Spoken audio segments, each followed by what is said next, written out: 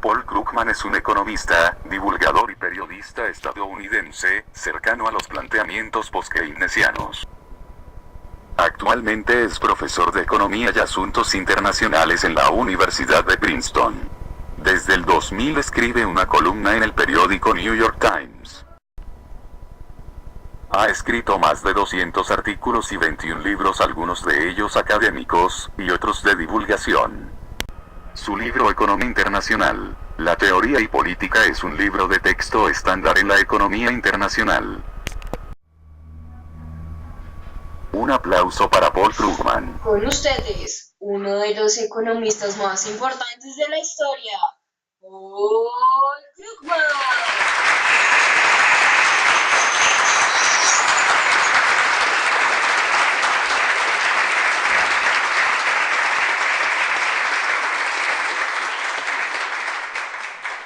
Buenas tardes, señor Paul Krugman. Le habla Laura Álvarez del periódico El Tiempo. Quisiera hacerle una pregunta.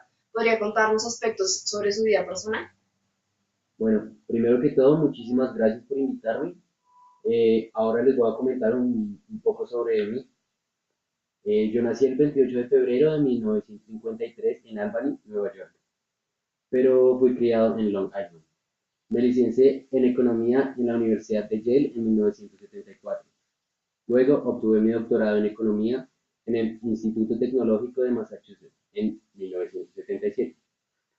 Fui profesor de Yale, MIT, la Escuela Económica de Londres y Stanford, antes de pertenecer al claustro de la Universidad de Princeton, donde he estado desde el año 2000. Buenas tardes, señor Paul Krugman. Daniela Asa, del columnista del periódico El Portafolio.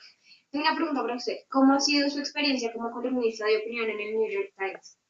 Bueno, primero que todo, empecé a trabajar en el New York Times desde enero del 2000.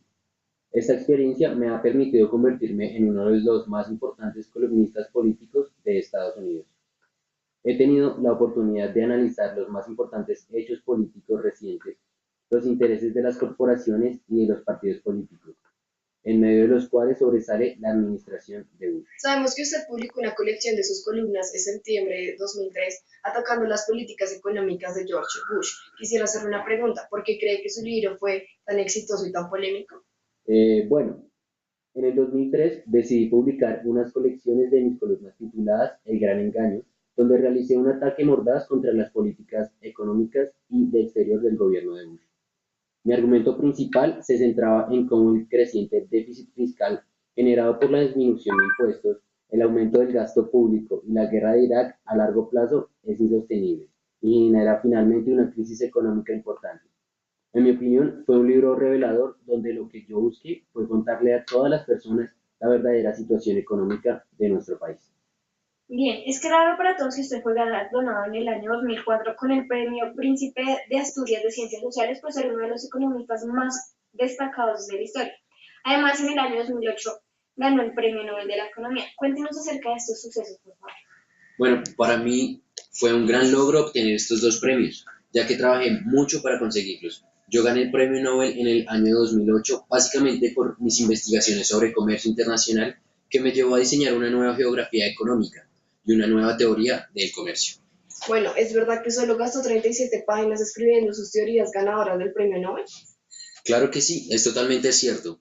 Yo materialicé mis investigaciones en 3 artículos, uno en 1979, otro en 1980 y el último en 1991, gastándome únicamente 37 páginas. Bueno, es muy importante que todas las personas conozcan que estamos hablando con uno de los economistas más importantes de la historia, que ha dedicado gran parte de su vida a la economía internacional, a los aspectos macroeconómicos, finanzas internacionales, la volatilidad de los tipos de cambio sobre las crisis de balanza y ha revolucionado la macroeconomía internacional. Entonces, ¿podría usted contarnos un poco acerca de la teoría del comercio internacional? Yo revolucioné la teoría del comercio internacional a partir de supuestos como la competencia perfecta, la homogeneidad de los productos, rendimientos crecientes, competencia monopolística y diferenciación de productos. El aporte más importante que yo establecí es que el comercio internacional nos hace ganar porque somos diferentes. Y esto nos beneficia a todos. Por ello, uno esperaría que los flujos de comercio internacional estuvieran relacionados con las diferencias en la dotación de factores productivos. Existe un nuevo concepto que usted desarrolló acerca de la geografía económica. ¿Podría contarnos de qué se trata?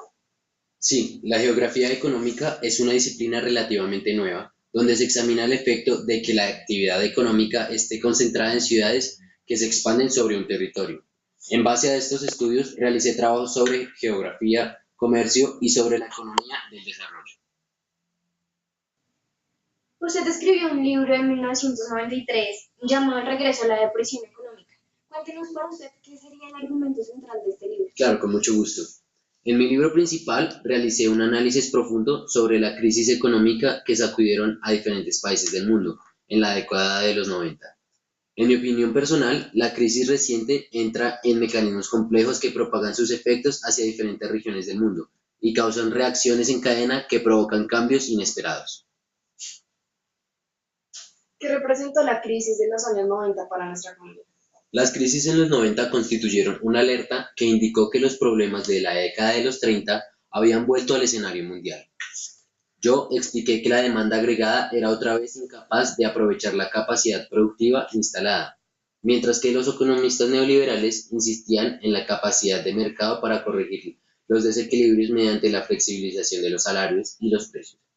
Estos economistas cayeron en el error de subestimar las recesiones y se concentraron únicamente en el crecimiento económico a largo plazo, mientras que en la práctica las economías sufren recesiones que destruyen los progresos anteriores. Bueno, ¿usted piensa que cualquier país, independientemente de su situación económica, puede caer en una recesión? Bueno, gracias a todos los estudios que he realizado desde el año 2004, centrándome en las crisis económicas y bancarias, puedo concluir que ninguna economía está exenta de caer en la recesión de dimensiones impredecibles. Cuando se presenta una crisis es necesario analizar todos los aspectos a fondo, pues son evidencia de problemas estructurales que deben ser resueltos. Bueno, para terminar, hablemos un poco sobre su libro más reciente, escrito en el 2012, llamado Acaba ya con esta crisis, donde usted decidió criticar las medidas económicas impuestas por los países norteamericanos y europeos. ¿Podría hablarnos un poco más acerca de este libro? Así como tú lo has dicho, en este libro presenté una fuerte crítica a las políticas de austeridad y consideré que las economías de Estados Unidos, Japón y Europa están en una trampa de liquidez, en la cual el ahorro no se convierte en inversión y cada vez que los gobiernos recortan presupuestos públicos contrae la economía, con lo que se disminuye la recolección de impuestos y en vez de pagar las deudas, las aumentan. Señor Cruzman, pero tengo una última pregunta para usted. ¿Cuál sería la posible solución a este problema? Desde mi punto de vista, un aumento en la inversión pública permitiría recuperar el empleo y reactivar la economía productiva.